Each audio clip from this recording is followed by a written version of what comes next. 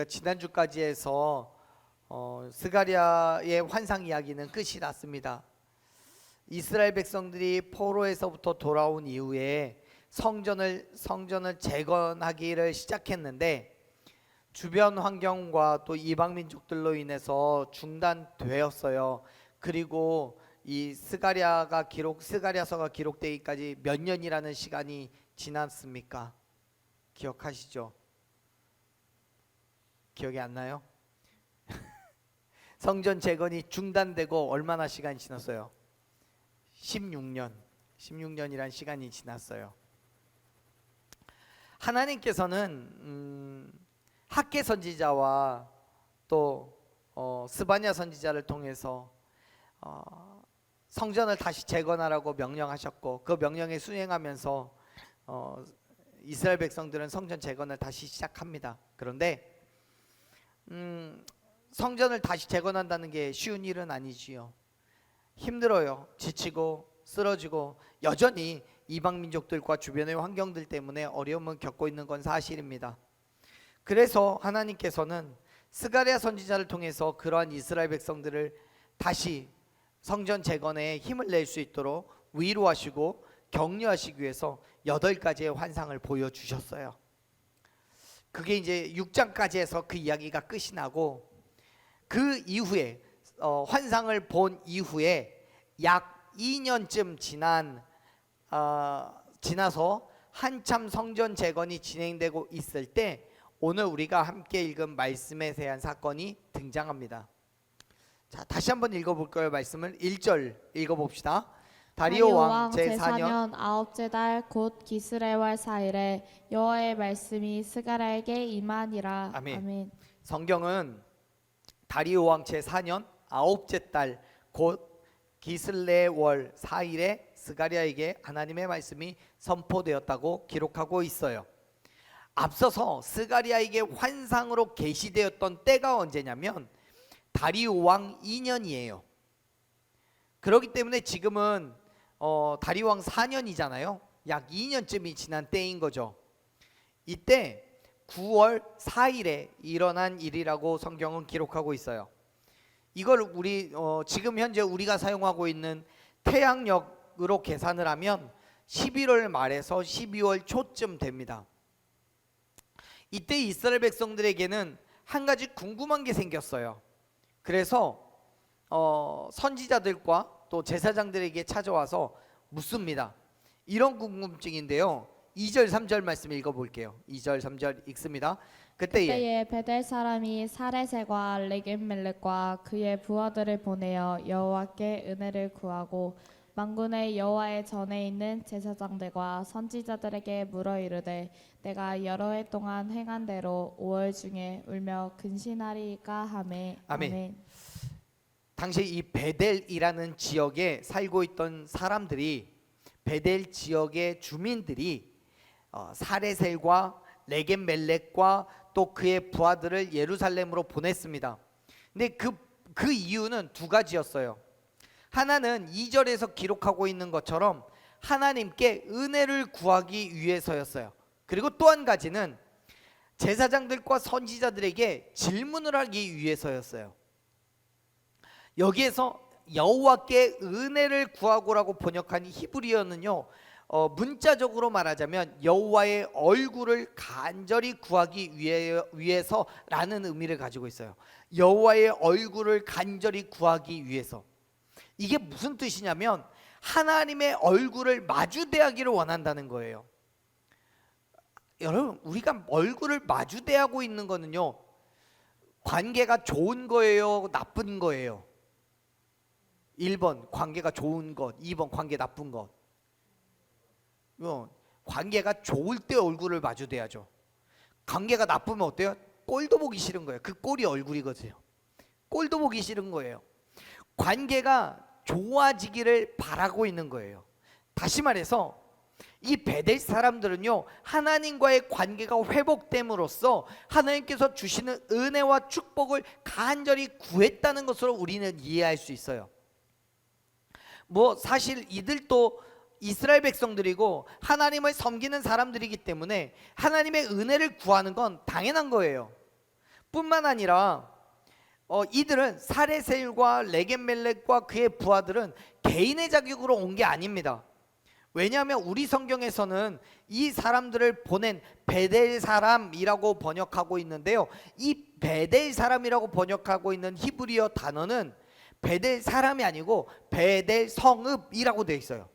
다시 말해서 베델 성읍에서 살고 있는 어떤 사람이 보낸 게 아니라 베델이라는 지역 공동체가, 성읍 자체가 베델의 이름으로 대표단을 예루살렘으로 보낸 거예요. 그 대표단이 이 사레셀과 레겜멜렉이라는 사람이에요. 그렇기 때문에 이들은 베델 지역의 전체를 대신해서 예루살렘 성전에 와서 하나님께 경배하고 은혜를 구하고 있는 거예요. 그런데 여러분, 어쩌면 이들은 하나님과의 관계가 회복되는 것에 관심이 있는 게 아니라 그냥 은혜와 축복만 구했다고 보는 게 맞아요. 왜냐하면 말씀을 계속 보면, 우리가 읽었던 2절에서도 그렇지만 말씀을 계속 보면 하나님께서는 이들을 오히려 책망하시거든요. 정말 하나님과의 관계를 회복되기를 바랬다면 하나님이 이 사람들을 왜 책망을 하겠어요? 그냥 관계 회복하면 되죠. 은혜 축복 주면 되죠. 그런데 하나님의 얼굴을 구하는 것도 하나님의 은혜를 구하려고 그랬던 것이고 목적이 있는 거죠. 그리고 또 이들이 와서 질문을 하고 있는 것도 마찬가지예요. 그 두 번째 목적이요. 3절을 보면 베델 공동체를 대신해서 제사장들과 선지자들에게 묻죠. 뭘 묻습니까? 내가 여러 해 동안 행한 대로 5월 중에 울며 근신하리까? 라고 얘기하잖아요. 이게 무슨 말이냐면요, 당시에 이스라엘 사람들은요, 수십 년 전에 예루살렘 성전이 완전히 파괴되어서 나라가 멸망하고 백성들이 포로로 잡혀갔던 그때를 잊지 않기 위해서 해마다 5월이 되면 울면서 금식을 했어요. 자기가 포로로 잡혀가 있는 그곳에서요. 지금 이스라엘 백성들은 그것을 관습으로, 하나의 의무로 여기고 있는 거예요. 그리고 그것이 지금은 거의 율법과도 같이 굳어져서 계속 지켜야 한다는 일종의 강박이 생긴 거예요. 이들의 이러한 행위가 하나님의 말씀에 비추어 보아서 바른 건지 그렇지 않은지는 생각하지 않고요, 예전부터 선조들이 해왔던 일이기 때문에 그냥 관행적으로 하고 있는 거예요. 여러분, 우리가 믿음의 삶을 살아가면서 전통이라는 이름으로 습관적으로 행하고 있는 일들이 얼마나 많습니까? 근데 사실 어떤 면으로 보면 전통 중요하죠. 그 전통은 나의 정체성을 드러내는 하나의 방법이 되기도 하고요, 외부의 공격으로부터 막아낼 수 있는 훌륭한 도구가 되기도 합니다. 그래서 전통은 매우 중요하기도 합니다. 하지만 그러한 전통일지라 하더라도 현재의 시점에서 또 믿음의 시선에서 합당한 것인지에 대한 긍정적인 평가가 필요한 거예요. 세상의 것은 일단 논외로 하더라도요, 그리스도인의 입장에서 한번 생각해 봅시다. 예컨대 하나님을 예배해야 된다는 것은 분명한 사실이에요. 하나님 예배해야지요. 그렇기 때문에 이 세대의 모든 교회들이 시간을 정해놓고 하나님을 예배합니다. 근데 하나님을 예배한다는 것은 하나님의 명령일 뿐만 아니라 모든 교회가 지켜 행해야 되는 일종의 전통이라고 볼 수 있어요. 그런데 여러분, 예배의 방법은 어떻습니까? 하나님을 예배해야 된다는 것에 있어서는 어느 누구도 이견이 없을 거예요. 의견이 다르지 않을 거예요. 하지만 하나님을 어떻게 예배할 것이냐에 대해서는 시대와 지역에 따라 또는 사람에 따라 수많은 방법들이 존재한단 말이에요.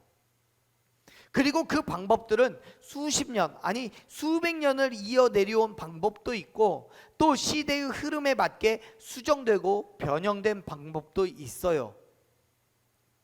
여기에서 문제가 발생합니다. 누구는 전통이라는 이름으로 예배의 방법이 변형되어서는 안 된다라고 주장하고, 또 누구는 시대의 흐름을 따라가야 한다라고 주장하기 때문에 문제가 생겨요. 여러분, 앞서 말씀드렸듯이 전통이란 것 중요합니다. 하지만 전통보다 더 중요한 게 있지요. 전통보다 더 중요한 게 있어요. 그게 뭐예요? 하나님의 생각이고 하나님의 의도예요. 다시 베델 사람들의 질문으로 돌아가 봅시다. 지금 이들은 제사장들과 서기관들에게 과거로부터 해왔던 금식의 관행에 대해서 질문을 하고 있는 거예요. 그들의 입장에서 의견이 분분한 거예요. 누구는 계속해서 금식을 해야 된다라고 주장해요. 왜냐하면 전통적으로 해왔던 일이기 때문에 울면서 행하는 금식을 행함으로써 이스라엘 성전이 파괴되었던 치욕적인 사건을 잊으면 안 된다라고 말하는 거예요. 정말 이들이 금식했던 건 BC 586년에 예루살렘이 멸망하고 성전이 파괴된 이후부터 지금까지 계속해 왔던 일이에요. 그리고 다리오 왕 제4년이 되었어요. 이때가 시기적으로 보면 BC 518년이기 때문에 무려 70여 년의 세월 동안 그러한 관행이 유지되고 있었던 거예요. 하지만 지금은 다시 예루살렘으로 돌아왔어요. 성전이 재건되고 있기 때문에 과거의 그러한 관행을 계속 유지할 필요가 있나 싶어서 이제는 그만두어도 되지 않겠냐라고 주장하는 사람들도 나타났던 거예요. 만일 베델 사람들이 대표단까지 파견해서 하나님께 이러한 질문을 하지 않았더라면 그들은 그러한 관행에 대해 그것이 당연한 거고 옳은 일이라고 생각할 거예요. 여러분, 당연히 금식이 잘못된 건 아니에요. 때에 따라 금식할 수도 있어요. 하나님께서도 금식을 무조건적으로 옳다고 하시거나 또는 금하신 적이 없어요. 근데 이들의 문제는 금식이라는 것 자체에 있는 게 아니라 그 금식을 하나의 관행으로 여겨왔다는 거예요. 또 금식을 하고 있는 이유도 마찬가지예요. 3절에서 이야기하고 있죠. 3절에서 처음에 그렇게 표현하고 있잖아요. 여러 해 동안 행했던 대로라고요. 그동안 해왔던 대로 그냥 할 거냐 그렇지 않느냐를 묻고 있는 거예요. 사랑하는 여러분, 우리 믿음의 태도는요 습관적이 되어서는 안 됩니다. 이전에 해왔기 때문에 전통적으로 하던 것이기 때문에가 아니라 하나님의 말씀을 우리의 근거로 삼고 그 말씀의 목적과 의도를 이해해서 행해야 하는 거예요. 아멘. 그렇습니다. 여러분, 하나님의 말씀을 바르게 이해하고 그 말씀을 따라서 행한다면 우리는 무가치하고 불필요한 일에서부터 자유함을 얻을 수 있다는 것을 기억하시길 바랍니다. 그래서 뭐 해야 돼요? 성경 읽어야 돼요. 그래서 뭘 해야 돼요? 하나님 말씀에 귀를 기울여야 하는 거예요. 예수님께서는 그 자유함에 대해서 우리에게 가르쳐 주셨는데 요한복음 8장 32절 말씀을 보면 분명하게 선포하십니다. 뭐라고요? 진리가 너희를 자유롭게 할 거라고요. 그런데 여러분, 예수님께서 이 말씀을 하시면서 분명한 전제 조건을 주셨어요. 뭐예요? 진리를 알아야 된다라고요. 진리가 너희를 자유롭게 할 건데 그 진리를 알아야 자유롭게 하죠. 무엇가 진리인지를 모르면서 내가 생각하는 것 그것이 진리라고 믿어버린다면 그거는 오류를 범하는 거죠. 사랑하는 여러분, 우리는 진리를 알아야 돼요. 그 진리가 무엇을 말씀하고 있는지, 그 진리가 지적하고 있는 목적이 뭐고 어떤 의도를 가지고 있는지를 분명히 알아야 돼요. 하나님의 마음을 알지 못하고 습관적으로 행하는 것은 진리를 알지를 못하는 거예요. 결국 그러한 행함에 자유를 경험할 수가 있겠어요? 없겠어요? 없죠. 지금 베델 사람들이 그러한 입장에 처해 있는 거예요. 진리를 모르니까 자신들이 행하고 있는 울며 금식하고 있는 그 일이 자유롭지가 않은 거예요. 여러분, 예루살렘 성전이 무너진 건 정말 애통할 만한 일이에요. 당연히 그 사건을 슬퍼하고 기억해야 되는 것은 분명한 사실이에요. 그런데 솔직히 말해서 애당초 이들이 매년 5월마다 금식을 하고 있는 그 이유는 하나님의 명령이 아니에요. 자신들의 슬픔과 아픔을 표현하는 그냥 방식일 뿐이에요. 더군다나 그 슬픔과 아픔의 이유도 긍정적이지가 않아요. 무슨 말이냐면 그들은 예루살렘의 멸망과 성전의 파괴라는 것에 괴로워서 울며 금식하고 있는 거예요. 그런데 여러분, 하나님의 의도는 그게 아니잖아요. 보세요. 하나님께서 베델 사람들의 물음에 대해서 이렇게 답하십니다. 4절 읽어봅시다. 4절 만군의 여호와의 말씀이 내게 임하여 이르시되 5절 온 땅의 백성과 제사장들에게 이르라 너희가 70년 동안 다섯째 달과 일곱째 달에 금식하고 애통하였거니와 그 금식이 나를 위하여 한 것이냐. 6절도 읽어요. 너희가 먹고 마실 때에 그것은 너희를 위하여 먹고 너희를 위하여 마시는 것이 아니냐. 아멘. 여러분, 하나님께서는 스가랴 선지자를 통해서 온 땅의 백성들과 제사장들에게 말씀을 주셨어요. 무엇을 요구하시는지를 가르쳐 주셨어요. 근데 여러분, 사실 앞에서 베델 사람들이 제사장들과 선지자들에게 질문을 했을 때는 지금 이 사건이 마치 베델 사람들만의 문제인 것처럼 기록이 돼 있어요. 근데 하나님 입장에서는 이 문제가 베델이라는 한 지역에 국한된 게 아니에요. 온 이스라엘들이 다 이러고 있었던 거예요. 관행이었어요. 대부분이 그런 문제 가운데 있었던 거예요. 또한 하나님께서 온 땅의 백성들과 함께 제사장을 언급하고 계시잖아요. 그거는 계속 이야기하고 있는 이 금식에 대한 문제가 제사장들을 중심으로 이루어졌기 때문에, 또 그들이 이스라엘 백성들의 신앙생활을 가르쳤고 바른 길을 이야기해 주어야 했기 때문에 지금 하나님께서는 제사장들까지도 언급하여서 잘 들어라고 얘기하시는 거예요. 사실 여러분, 우리의 신앙의 모습도 다시 한번 이쯤에서 한번 생각해 봅시다. 바울은 디모데후서 2장 15절에서 디모데에게 진리의 말씀을 옳게 분별하여서 부러울 것이 없는 일꾼으로 인정된 자로 자신을 하나님께 드리기를 힘쓰라고 권면했어요. 내가 옳다고 생각하는 것 또는 내가 반대로 틀렸다라고 생각하는 모든 것을 내 시선이 아니라 하나님의 시선으로 진리의 말씀으로 점검해 보라는 거예요. 판단하라는 거예요.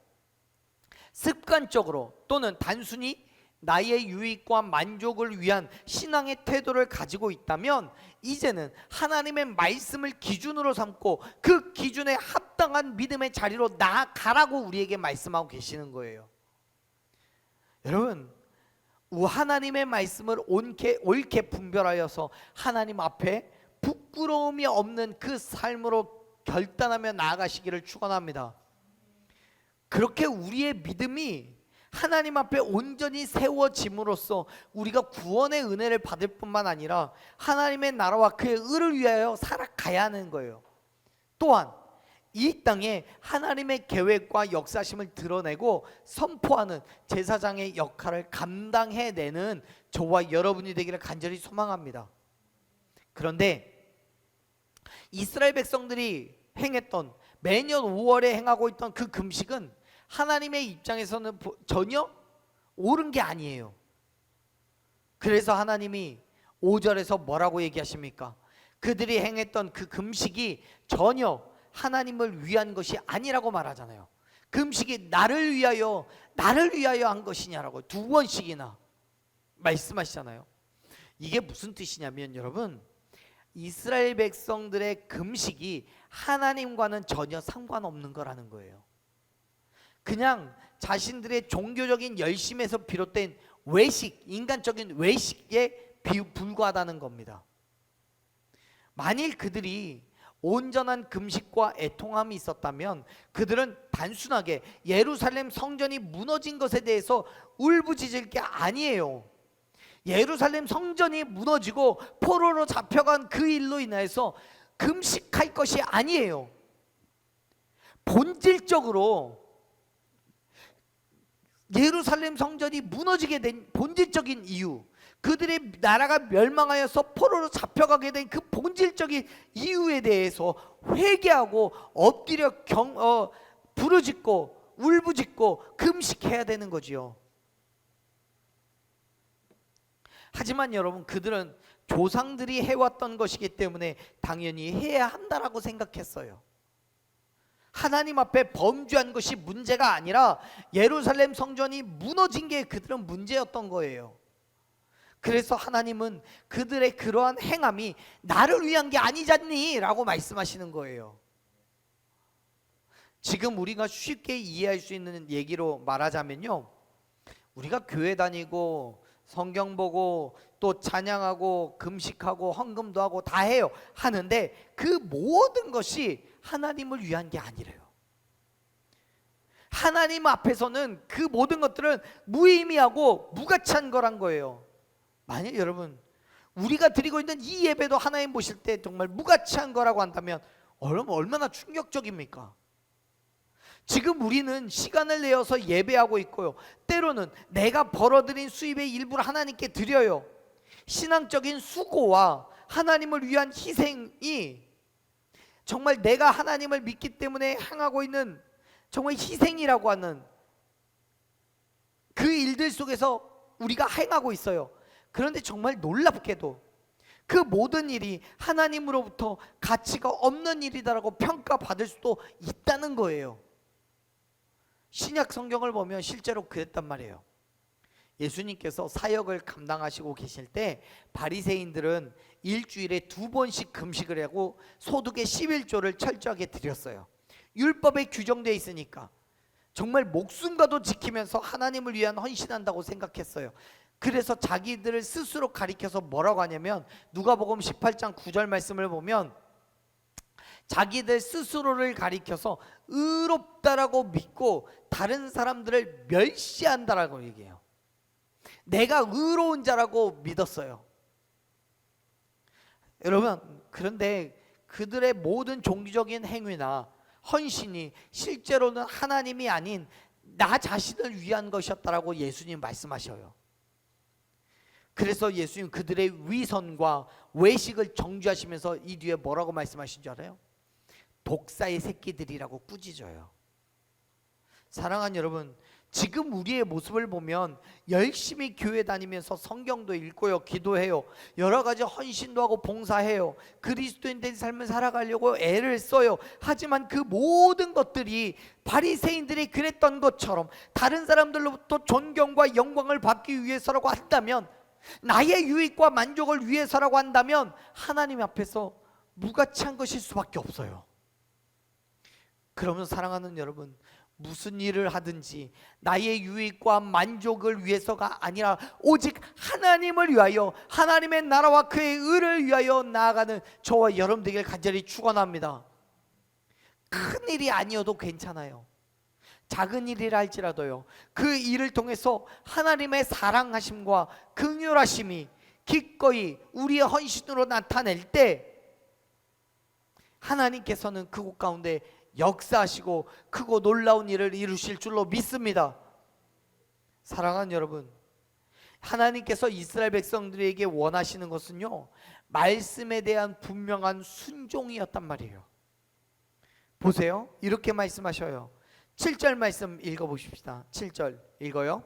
예루살렘과 사면 성읍에 백성이 평온히 거주하며 남방과 평원에 사람이 거주할 때에 여호와가 옛 선지자를 통하여 외친 말씀이 있지 않느냐 하시니라. 아멘.